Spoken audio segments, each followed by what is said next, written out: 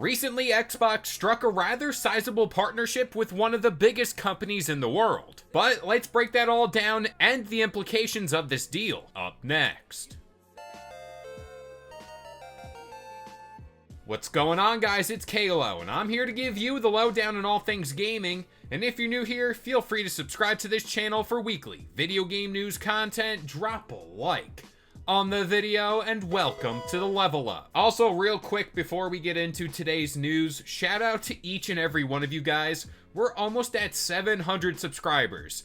As that number gets closer to 1,000, it's starting to set in, so just thank you to each and every one of you. So the news came out recently that Xbox is coming to Amazon Fire TV, with no console needed. Quote, in July, the Xbox app will be available on Fire TV Stick 4K Max and Fire TV Stick 4K. For people new to console gaming or for those looking for another way to play, it's a great, low-cost, convenient, and portable option to enjoy a huge library of incredible games. Now, that in and of itself is a pretty damn big story, but I do think there's more to it here. So I wanted to get this bit of today's story out of the way because we did just talk about Project Keystone. Of course, the alleged reason as to why that device was canceled was due to Phil Spencer and Microsoft not being able to bring that price down to a more affordable price range. Now, I do think that's where today's story ties into that one. Wasn't the purpose of that device essentially to do what this partnership is now gonna do? The fact that you'll be able to now play your games off of Fire TV is massive, and it negates the need for such a device like Keystone. And again, Phil Spencer brought up this idea that they weren't finding too much success in cloud gaming, especially as much as they would have hoped. I don't know, I just kind of think it's food for thought here.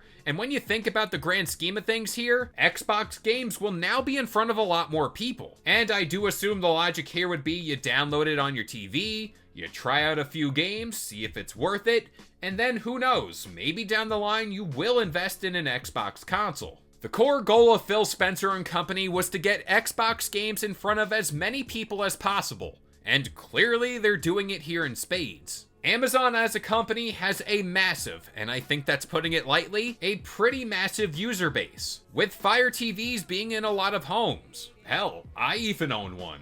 And let's face it, making that Keystone device would have been a massive risk for Xbox to take. And quite honestly, I don't think it would have fared that well in the market. So by partnering up with Amazon, they don't need to take that risk anymore with such a device. Also, it's kind of odd on the surface to see Amazon partner up with Xbox, seeing how Amazon has their own gaming thing called Amazon Luna. But also looking at Luna 2, I don't think that's such a hot product, so I don't really think they care about it. Now, much like any video game release, we hear about it, and on paper, things look good. But I do think that's where things kind of stop, and that's where execution is very vital in all this. Player and subscriber retention is the key metric that must go steadily up, which means Xbox must invest time and effort into cloud gaming to deliver a quality product. Game Pass is a great service, and I don't think that's the issue here at all. But from personal experience with the service that is Xbox Cloud Gaming, it really isn't a perfect service. But at the same time, I know things in life really just can't be perfect.